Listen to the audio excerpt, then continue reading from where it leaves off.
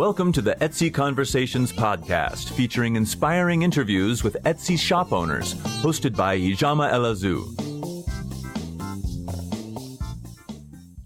Hi, and welcome to the Etsy Conversations podcast. I'm your host, Ijama, and I thank you for joining me for another episode. This week, my guest is Dennis. He runs the Etsy shop Rustica Displays. And if that sounds familiar to you, you'll soon find out why. But Dennis, thank you so much for being my guest and welcome to the podcast. Yeah, thanks for having me. You're so welcome. Now, before we start, can you introduce yourself to the audience and just tell us a little bit about you? Sure. My name is Dennis Blume. I run the shop Rustica Displays. It's pretty much a one-man shop.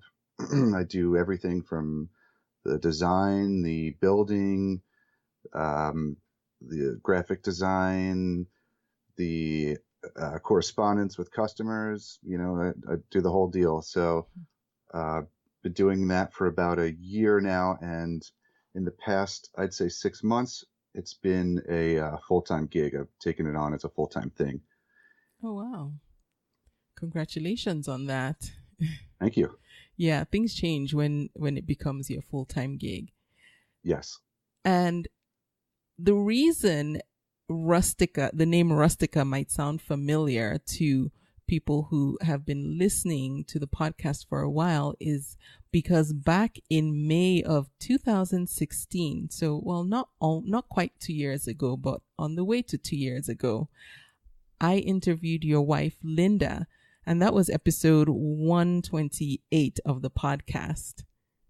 Yes, exactly. Yes. So this is kind of how I got started into the whole thing. Was Linda's been doing it for a while now. I want to say since 2007 or so she's been on there. Yeah, she's been on there for a while.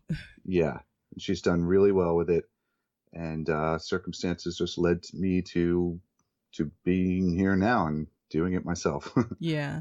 And I remember when I talked with Linda, she had done something similar. She was working and then selling, and then she took the leap and went into made Etsy her full-time thing. And so we talked about that back then. So it's nice to come to talk with the other half, as I called it, the other half of the Rustica Empire. Yeah, I like that. That was great. I saw that in the email and I got a good laugh out of that. Not quite the empire yet, but it has a good ring to it. One day. Yeah. Okay, so let's start with you and your craft. First of all, what do you make and how did you get into making that? Okay. So I make mostly jewelry displays, all wooden jewelry displays. Everything I do is made out of wood for the most part. There's a little bit of metal involved here and there, a little metal work, but most things are done just based on woodworking. I would say most of it is set up for retail shops at the moment. You know, most of the things I've made are things where a retail shop who wants to display their earrings or their necklaces or whatever they're displaying, you know, it's kind of geared towards that. I've tried to move a little towards home decor as well. That's something that's kind of been in the process of coming up with ideas of things that people can use at home to store their jewelry. For instance, I've had a couple things that are wall hanging units that have like a all-in-one kind of thing where you can have a little organization for home units. So it's a little bit of everything. How I came into it, mostly, I've done woodworking for a long time. Before I went to college, I was doing construction, framing houses mostly. Then while I was in college, I supplemented my income with home remodeling. I had a good friend who's a really great carpenter, who's taught me a lot of stuff. So I always kind of used carpentry and woodworking as a supplement to incomes or in between things. Mm-hmm. And I've also just done it as a hobby as well. You know, a lot of times it was either out of necessity or just out of desire. If I wanted something, I just built it. So I needed a rack for surfboards. I made it. If I needed this, whatever it was, I just made it myself. And so that's a nice handy skill to have. Yeah, it's good to have, and it's fun too. You get to be creative, which I'm always interested in being creative. I think that's one of my driving goals in life, is to keep creativity flowing. Yeah. So yeah, a lot of that, and then I guess the what brought me to making jewelry displays, which is something what I never thought I was ever going to make. It wasn't on my list of things, in life that I was going to do, but it just kind of fell into my lap. As you mentioned, Rustica Jewelry, Linda, my wife, had started her business, and as things progressed, she needed displays. She started doing craft shows, so she needed displays for that.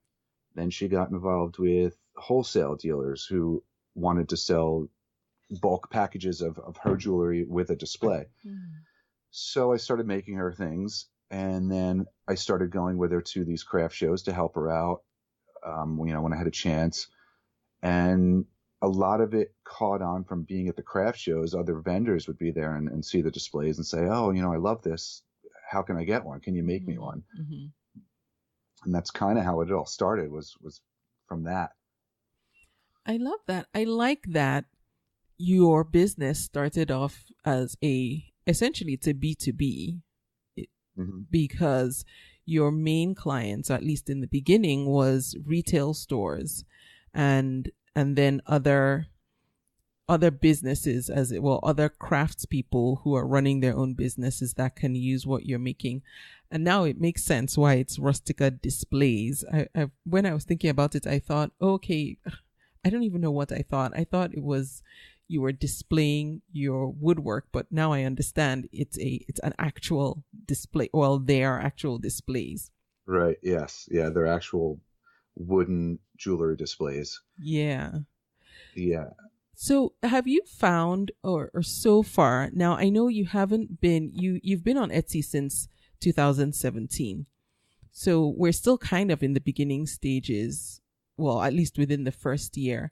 Have you found that it's a bit easier to make a product that is geared towards other businesses, because businesses need to spend money on certain things in order to run their businesses? Or do you think that it might have been or will be easier if you start gearing it towards individuals? Yeah, that's a good question.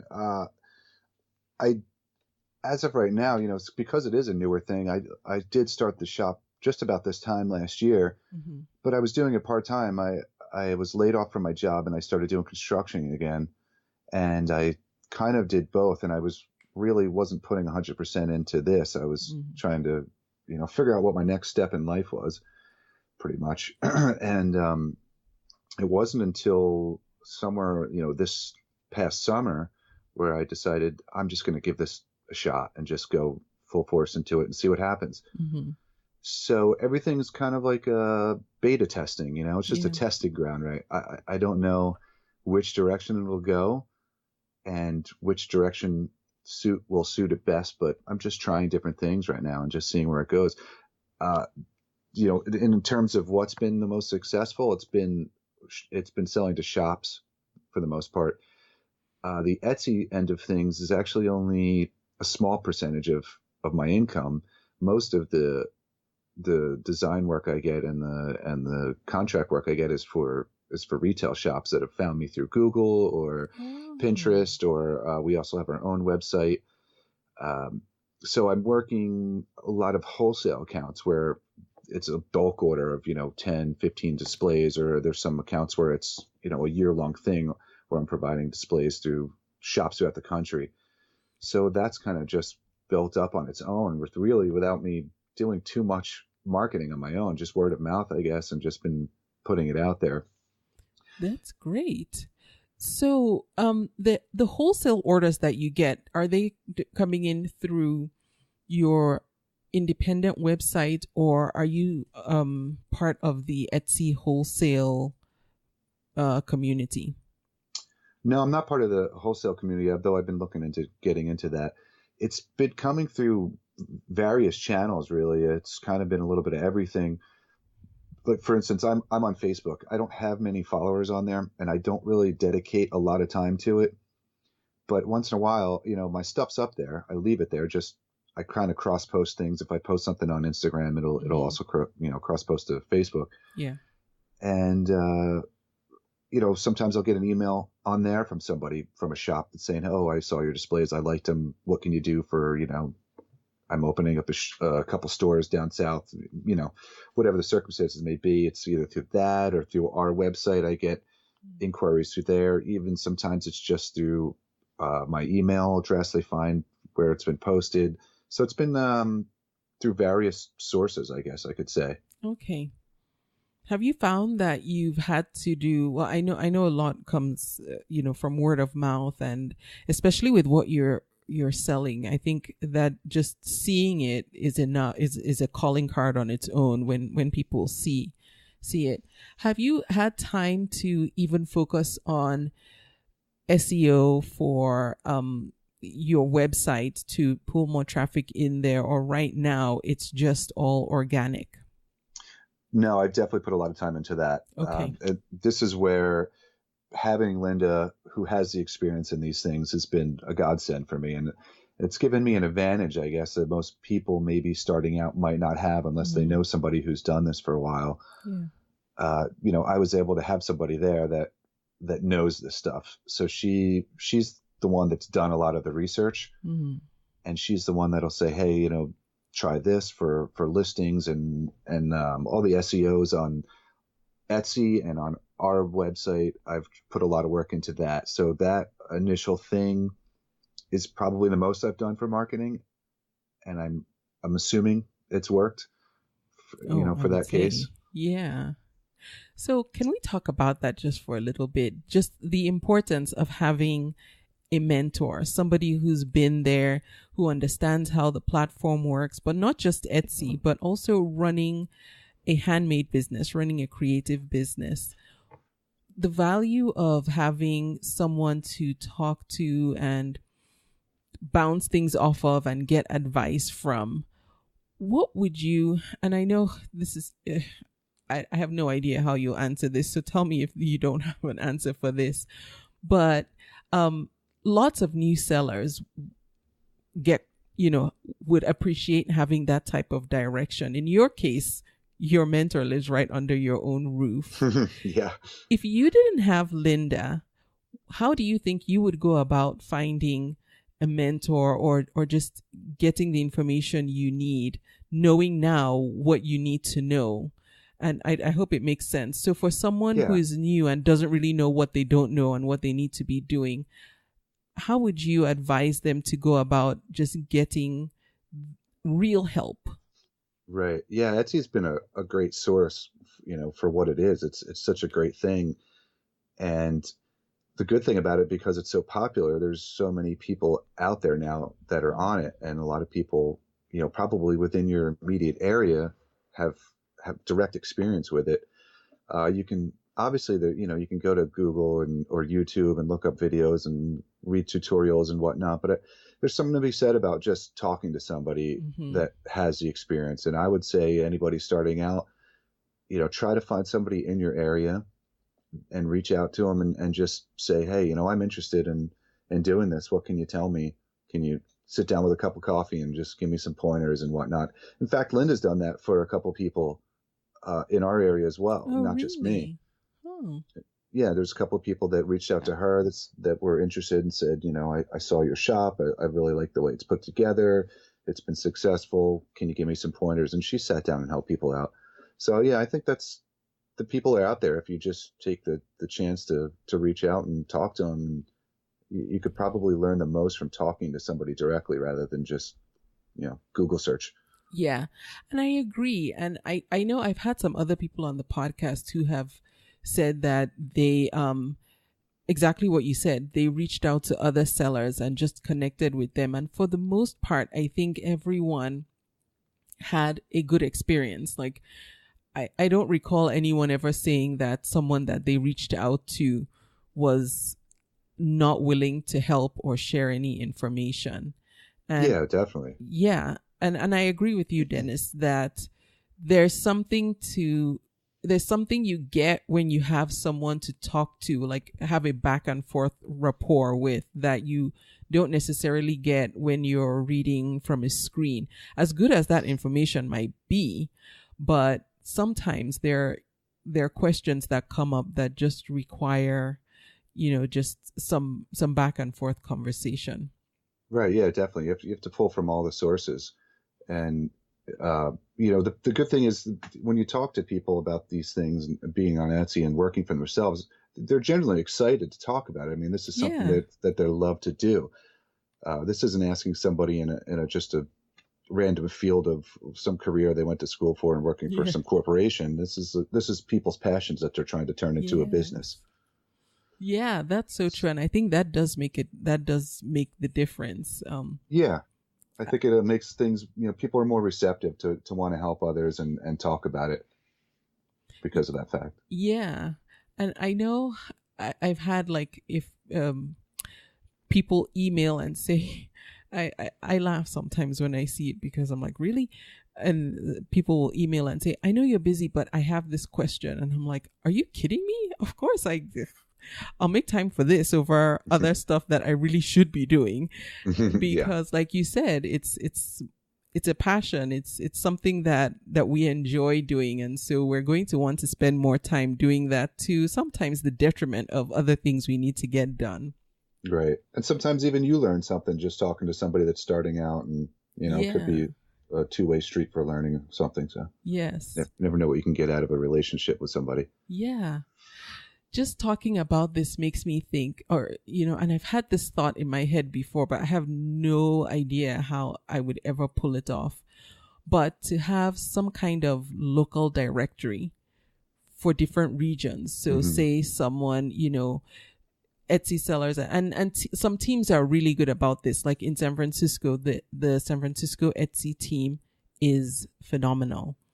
I mean, they are just so great. And that's not to say other teams aren't, but I know that team, and they're good about getting together and people meeting and mixing and actually making real connections in person. And I know the team in North Georgia or North Atlanta, Norga, also is another good one. I haven't been to that one, but I know the team captain of that, and she's been on the podcast before. And so it might take some work to find a team that's local that actually gets together.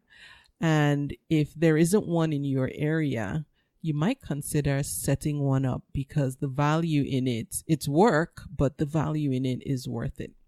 Yeah, that's a great thing. I didn't even know that kind of thing existed, but I'm not surprised. And it's a great resource. And there should be more of it, I think. Yeah. Yeah, so I forgot my idea was to try and create a repository so that someone in Phoenix can go and look and see, what groups are in their area, and the same with someone in Portland or, wherever. Mm-hmm. Anyway. Yeah, that's a good idea, I think. Yeah. Oh, so many ideas, not enough time. Yeah, that seems to be the problem with everything. Yeah, I know. So let's talk more about your business. So now that you're focusing on this full time, what does a typical day look like for you? How do you manage your time between all the different outlets that you're selling on and also trying to grow your business? Yeah, it's that's the hard part, right? It's not the easy part. It's a lot of work, and anybody that gets into this type of thing quickly realizes that this isn't going to be an easy ride. It's going to be a lot of work and a lot of time dedicated to it, but hopefully the payoff in the end is worth it.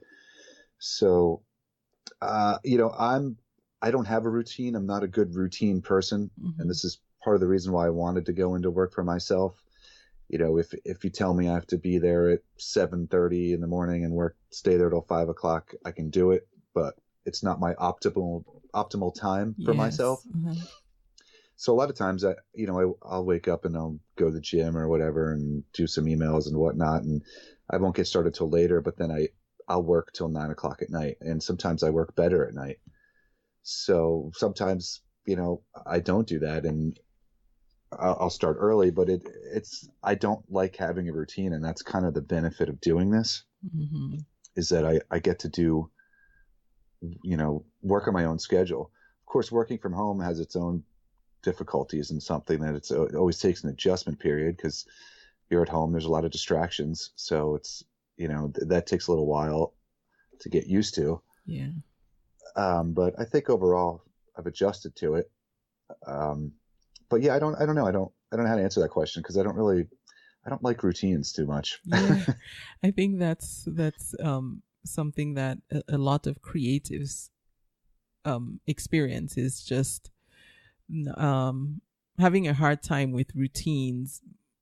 And I know, like, for me, I like routine, but then I don't like routine, if that makes any sense. Yeah. I mean, some things are good to be organized about, to have some kind of a plan for what you're going to do for the day. Sometimes when I, laying down at night, I think what I'm doing tomorrow. I'm like, all right, tomorrow I'm just doing website stuff. I'm just going to take all these pictures that I've had built up, and I'm just going to load some new products on and edit some of the stuff I got. And then, some days I'll just be doing woodworking, where I have a whole bulk order that I got to get out, and I just got to do, buckle down and do sanding for a whole day, whatever it is. Yeah. I try to make a plan the night before for myself, but overall, I don't follow much of a routine. I kind of just do what needs to be done for that time. And it's a juggling act a lot of times. There's no doubt about it. Getting Etsy sales on top of having wholesale accounts that are waiting for, multiple displays sometimes gets a little tricky. I like the idea of batching. Like you said, you might spend one day doing just making, another day doing website stuff, another day doing something else. And I find that works for me too. Like, I might spend one day just doing photography or listings or what have you, because I feel more productive if I do a whole bunch of one thing and then move on to the next task. So that might be something that might work for others who are still trying to figure out how to make it work. Yeah, it's going to be, subjective to everybody. What it's going to work for you might not work for somebody else. But yeah, for me, I'm better if I'm kind of focused on one thing. Yeah. If it's, if today's going to be finishing the products, then that's going to be what I'm going to do that day. I'm just going to sit there and do my painting and do my staining and whatnot. And I try not to deviate from that, because I just feel like, I'll throw on headphones, listen to some podcasts, and just kind of get into a zone. Yes. Now, where and when or how often do you get new ideas for designs? Or do you have a set product line, and that's your product line, and you'll just create what you already have? Yeah, that's a good question. I have what I have already that's taken me a while to build up. It's been a lot of trial and error, but I get a lot of new ideas. It's just a lot of times I don't have the time for the ideas. But when I do have some downtime, I like to do experimental design techniques. A lot of the things I make are obviously with a rustic, aesthetic intention. And I like to mess with different things. I enjoy experimenting to kind of get different relict kind of things with the wood. What I mean is I kind of like how you can mimic something that's old and worn in, kind of has that rustic aged look. Yeah. And there's just something about the decay and the natural wear of things I've always been fascinated with. I think those things kind of have a history and tell a story. So if you could see something that's been worn down through the years, there's a history to it. So I try to study those things, and when I apply these different techniques, I'll try to mimic that in some kind of unnatural way and mimic what nature has done. Yeah. I love that rustic look. It's funny because I was looking for a piece of furniture recently and I went to a store and I said, "Oh, I'm looking for something with a rustic look." And what they showed me looked so commercially rustic. Yeah. And have you seen those before where you can just tell it's not really, it just wasn't doing it? Oh yeah, definitely. Yeah. And for instance, as we spoke before we started the recording, that I'm a musician as well. Mm-hmm. And a lot of the guitars have this relicking. I've noticed that it's become a trend to have this relicked guitar look, and yeah, it kind of just looks fake to me. You know, it doesn't. You could tell the ones that are done well, and then the ones that are just like, yeah, that was done on a machine, and it doesn't look real. So yeah, I try to go with more of a realistic, but not over the top approach. You know, just something like subtle. Yes. Yeah. Now, have you yet ventured into shipping internationally? And I ask that because I know sometimes in the beginning, some sellers shy away from shipping internationally. And with the products that you make, they're what might be considered, some of them odd shaped. So sometimes people don't want to bother with international selling. Has that been your experience, or are you open to selling internationally? I'm open to selling internationally. I have international pricing listed on all my sites. The most I've sold to is Canada. And I think that's probably because of shipping rates. You know, unfortunately, like you mentioned, the size and the shape of a lot of my products, can be costly to ship, and there's not much I can do about it. I always try to keep shipping costs down for people and work with anybody on everything, but there's just, due to the nature of the size and the weight and the shape of things, shipping gets a little costly. So I imagine that's why so far I haven't seen too much international shipping, but it's always an option. You know, I always offer it. Yeah, I think that's a good idea. And I know that even though it is expensive, I feel like internationally, if someone loves a piece enough and they're willing to pay for the shipping, you know, I always like to tell sellers, just make it an option, because someone might like it enough to want to pay to get it. Yeah, absolutely. Yeah, I agree, and that's how I've always approached it. And like I said, the most I've gotten is Canada, and honestly, it hasn't been terribly more expensive shipping to Canada. Not as bad as I thought. So I don't know yet about shipping, you know, overseas, but we'll find out maybe. Well, I'll tell you this. It's funny that you say that about shipping to Canada. I just today I got a sale for to a customer in Canada, and USPS recently raised their rates, and I almost fell over when I saw how much it cost to ship to Canada. Yeah. And oh my goodness, I'm like, oh man, it's getting just horrible now. I'm almost afraid to well, I mean, I don't actually send an invoice. Etsy does it, but still, you know, I feel bad that shipping is so much. But like I said, definitely. If somebody's willing, then. Yeah, I have people that email me and say, you know, I love the product. It's just the shipping so much, and I wish there was something I can do about it, but you know, we don't make the rates, and I haven't sent it to Canada since they've raised the rates, so I don't know yet how much of an effect that has. So that's good to know that. Brace yourself. Yeah, I should be prepared, huh? Yeah, sit down when you get a Canada sale. Okay, so we talked about how you've put a lot of effort into SEO to start getting that traffic coming to your e-commerce site and your Etsy shop. How about other types of shop promotion? What else are you doing outside of SEO? Are you doing much social media marketing or even blogging for that? You know, I haven't gotten into blogging yet. I do a little bit of social media, but I'm not as active as I'd like to be on there. I do Instagram. I'm on there as Rustica Displays, same with Facebook. But I really probably don't do as much as I should. And I'm not entirely sure what I've done so far has really helped at all. But another thing that's helped is because of Linda's experience and her client base that she's had, she does newsletters and email letters, and a lot of times, I'll be involved in that. She'll send out something about the displays, or just at trade shows. Yeah. And I've tried to reach out to local shops, which is something I want to do more of.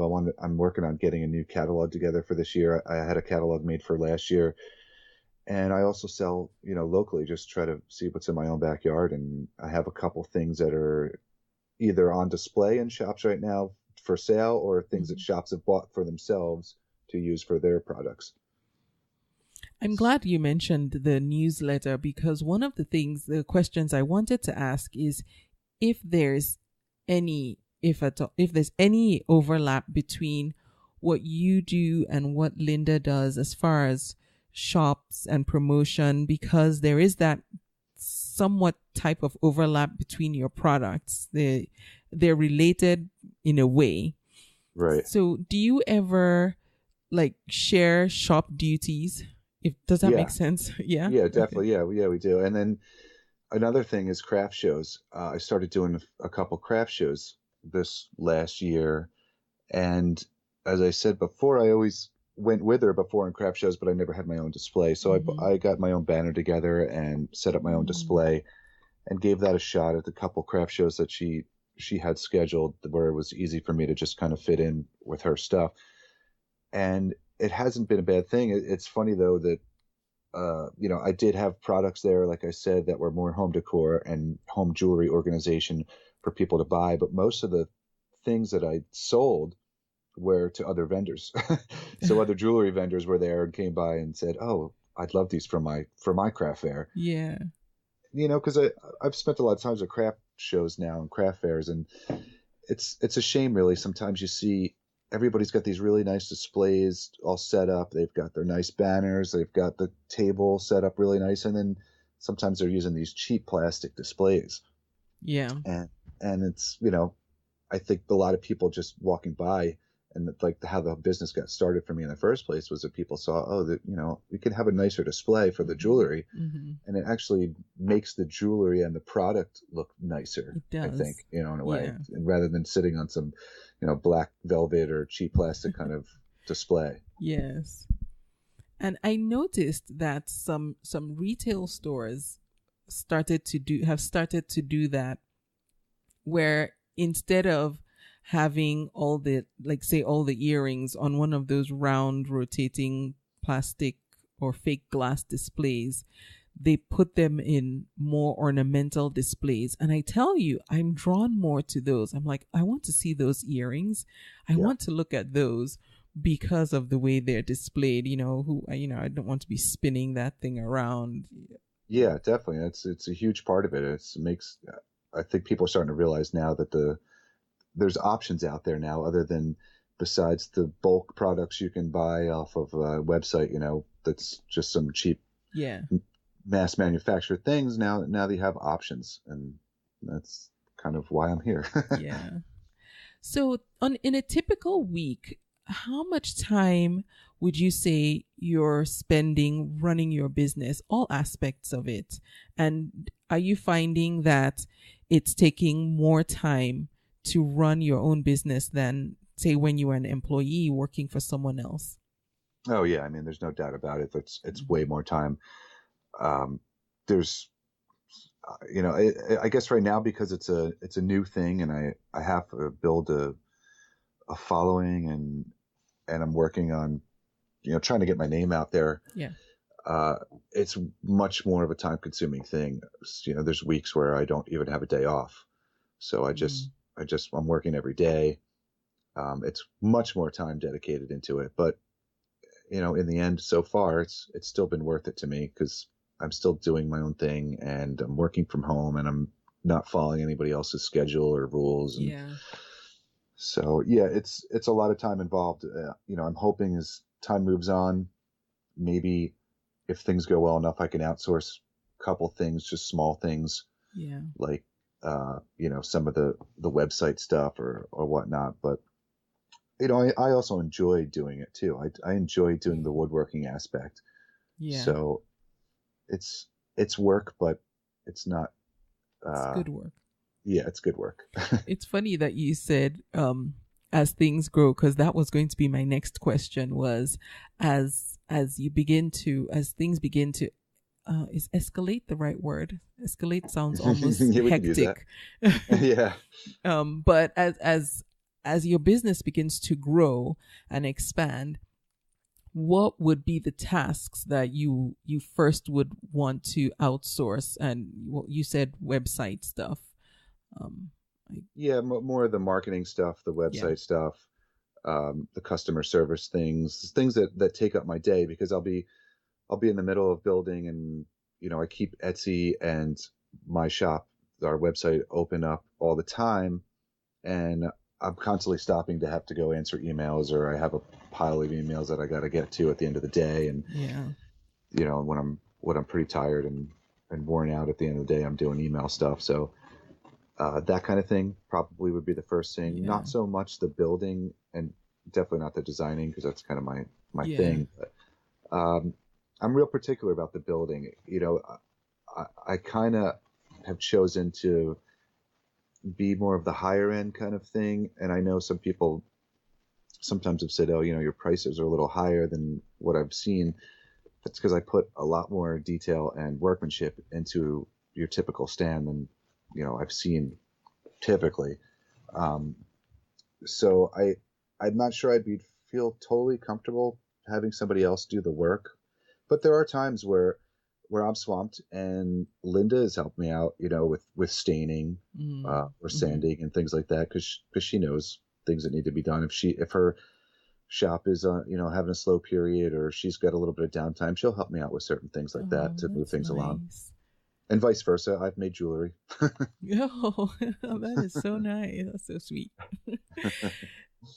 Yeah, I agree with you.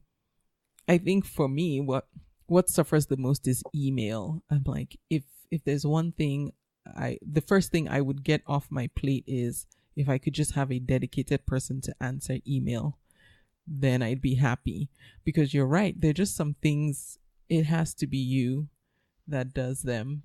But I like that you and Linda overlap your businesses. Yeah, we try to help each other out when we can. It's since we're both home now all the time, and none of us are doing the full-time work other than this. Yeah. Just makes the most sense.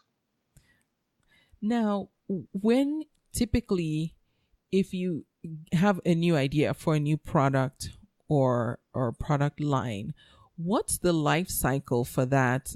Typically, how long does it take you from inception to just having at least a prototype made and photographed and up and ready for sale? Yeah, that can vary by how busy I am at the time, and if I actually even get to the idea. I have a notebook here. I have several notebooks. One is like my design notebook, that as I make something, I keep notes, and I always have design notes, all my measurements, all my, aesthetic design notes, whatever it is. And then I have another book that's kind of like the business end of things, where I do quotes, and I'll, I just have ideas in there and goals. That notebook will sometimes have ideas in there that never happened, and sometimes has ideas that, could happen quickly depending on my workload. But I don't like to release something until I've worked it out a few times. So if I have a new idea, and if I have a new design that I want to make, I'll spend time doing it and then redoing it. And then maybe sometimes I'll put it out at a craft show first, or, somewhere local where it's not reaching a huge audience, and I see if it sells and if it works. And if it gets a good reception, then that's something I'll probably refine further and then put it on Etsy or my shop. Oh, great idea. Now, okay, Dennis, other than having the lovely Linda under your roof, what are some of the things, or at least one thing, that you can say that you did to set yourself up to be successful on Etsy? I don't know if I could answer that, because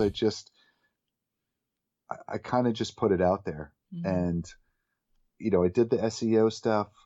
I did some research. I looked at what others were doing on there. I looked at what things that were doing well, and I took notes from that. But other than that, it's just all kind of happening. And sometimes I'm having trouble keeping up with how it's happening or understanding how. Yeah. But that's a nice problem to have. Yeah, it's a good problem. Yeah. I mean, it can be stressful. I get that, but it's a good one. Yeah, I mean, honestly, most of what's happened so far has been through little marketing, and I keep meaning to really get a plan together for marketing, and I've got in my head of things I want to do, but I just don't have the time to get there yet. So, who knows what can happen when I can really put my thoughts to marketing, and the time is really just the limiting factor.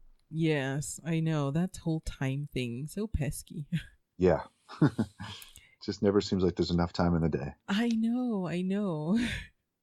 Now, okay, let's talk about selling on Etsy. What's something about selling on Etsy that you really like? And then on the flip side of that, if there's something about selling on Etsy that you would like to have that doesn't currently exist, either on the platform or even just something to help make running your business better, what would that be?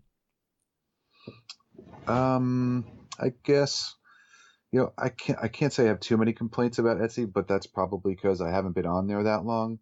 I know Linda's had complaints throughout the years of, things they've changed and how you've had to adapt to things. And apparently there's been a big change recently that she was struggling with. So, I just don't have enough experience, I guess, selling on Etsy yet to say what I love or hate. But I mean, so far the platform works pretty well for me. Yeah. I think where it gets a little tricky is adding in a bunch of variations. Like if I have a product that has several different stains, several different finishes, several different, decorative accents that I can offer, it can get a little tricky and how to do the listing.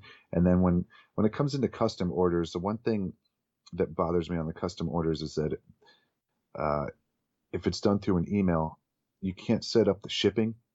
So I need to get people's shipping information before I can give an accurate quote. Oh, yeah. And because I get a lot of custom work, a lot of it is, hey, I love this thing, but I need it this size, or can you do it, this way? So a lot of it's custom work, and I'm always happy to work with people on that kind of stuff. So I try to take it on because it's a challenge. I like things that are challenging. I don't like to just keep pumping out the same thing. So I like to take it on, but then it gets a little tricky with the custom order quote, trying to factor in shipping, because then I have to ask for somebody's information, and they're not always willing to give that information until they've committed to the sale. Exactly. Yeah. I wish there was a way. I don't wish, but I think that if Etsy did have some type of built-in calculator that, would automatically, and I don't know if calculated shipping, if this is where it comes in, where, because, if someone is registered on Etsy, they obviously have your address. And so if you're looking at an item, then it will tell you this is how much it will cost to ship to your area. Does that make sense? I know eBay had something similar, something like that, where yeah, I know what you mean. Yeah. You kind of have your zip code or whatever that you enter in, and then it shows up for all purchases, potential purchases. Yeah. That would be a good thing to have. That way it's never a question of how much is shipping, or there's like a shock when it's it's going to be how much. Yeah. That wouldn't be. Yeah, that's a good one. Okay. So do you have any resources that you use to help you either sell on Etsy or run your business in general that you particularly enjoy or have found helpful and you don't mind sharing? I think the only thing I use outside of Etsy is, Shopify is where we have our main website. Yeah. And that's been pretty good. It's I can't find too many complaints. We did have a little trouble with, she started the Shopify site and it was just her jewelry, and it was a set shipping rate because her stuff is, pretty small and easy and light and cheap to ship. And then when I put my stuff on there, we had to do a lot of working around to get the shipping rates to where, I wasn't getting hit pretty hard on it. Oh, so you can only set one set of shipping rates in Shopify, or can you not set it by the item? Well, now they have, it was an option of, they wanted you to upgrade to the premium pricing, which was really costly. And then you can set by weight and size and distance. But now they have a couple apps, and we've actually found a workaround. I think the app is called Boxify. I want to say. Okay. So that's been the workaround. It was it's a subscription based app, but that workaround has enabled me to start selling on there again. Because I actually took my stuff off of there for a while because I couldn't get the shipping thing worked out, and I was just taking a huge hit because, as you know, my stuff could be expensive to ship because of the size. So I just took it off for a while, and then since I'm going back into it full time, we contacted Shopify, and their customer service is really great. They've been awesome to work with. That's and questioning, hey, how can we do this? What can we do? So they helped us with this, so we were able to get that worked out. So that's been great. And then other than Shopify, we both use stamps.com. It's a great thing for, not having to sit in line at the post office. Yeah. So do you use that with your Etsy shop as well, or just through Shopify? Just through Shopify. I use the Etsy shipping through Etsy, and they're both equally, functionable. Okay. And for anyone who wants to check it out, the website that Dennis is referring to is rusticajewelry.com, and I will link directly to it as well in the notes for this episode, so you can go check it out. But again, it's rusticajewelry.com. Yes. And, another thing I wanted to say was Linda's path here to this selling on Etsy and running her own business was more of a planned path. Hers was, she worked a full-time job in science, just like I did. And she came home from her job in science and then worked till all hours of the night, pretty much ran herself ragged to the point where she couldn't do it anymore. She had to make a decision. And, we both decided, hey, let's just try it, quit your job, see what happens. And it worked out great. My path to this was different. I was working in science as well as environmental scientist. Okay.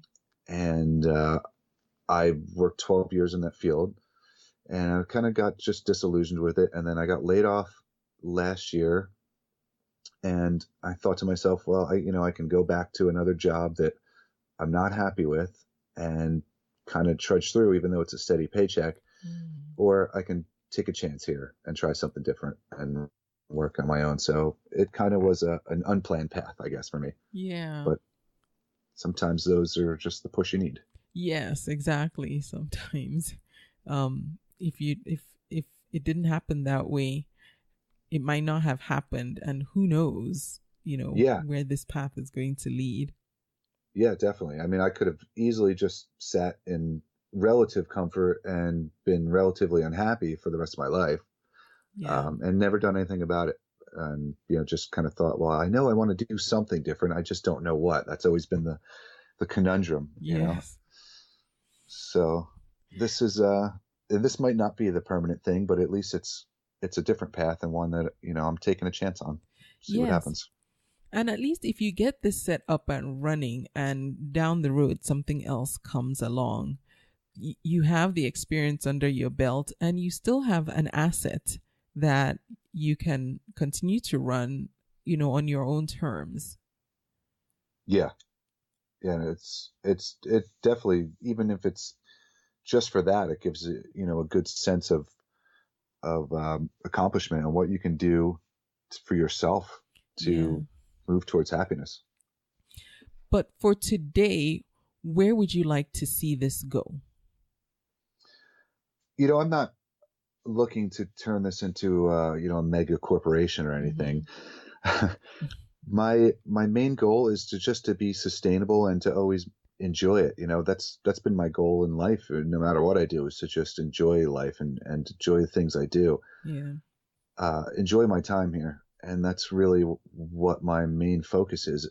Right now it's not providing enough, where I need to feel comfortable, but I'm hoping that, it can get to that point, and I'm going to try my best to grow it to that point. And, just if I can continue on this path of working for myself, I think I'll be all the better off for it. Yeah. Well, I wish you all the best. I think you're already on a good path. So I'll be watching, and hopefully we get to talk in a year or so from now, and we can see how the journey has been for you, and where, what the path looked like, where things went, and where you are, say a year from now. Yeah. I love doing follow-ups. Yeah, that sounds like a good idea to me. Now, I have one last question. Do you have an Etsy shop shout out? I guess the shout out would be to my wife's business at rusticajewelry.com and her shop at Rustica Jewelry. That's a good one. I owe most of this to her, that she's been a mentor towards me and helped me, find my way here and help me navigate the waters, I guess you could say. Yeah, nothing beats that. No.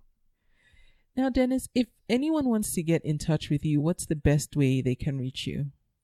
Sure. You can find me at Rustica Displays on Instagram, Rustica Displays on Facebook. The best way to get direct contact with me is either go to our Shopify site at rusticajewelry.com and email there, or you can just email me directly, rusticadisplays@gmail.com. Okay. All right. And I will have links to everywhere you can find Dennis, as well as his email address in the notes for this episode, so that if you want to get in touch with him, you can. Dennis, thank you so much for being my guest. Thank you for coming on and sharing your Etsy journey. I do hope we talk again in a year.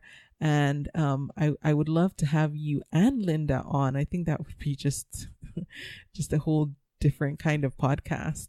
Yeah, that's great. Yeah, to see how you both are doing. Yeah, that sounds like a good idea. And thanks for having me. And I love what you do. It's a great thing. I'm thankful that you put the work in to do these things, and the best of luck to you as well. Thank you. And I thank you for listening to the podcast. I will be back next week. Thank you for listening. You can subscribe to the podcast in iTunes, and while you're there, please leave a review too. Visit convome.com to leave a comment or feedback on this episode.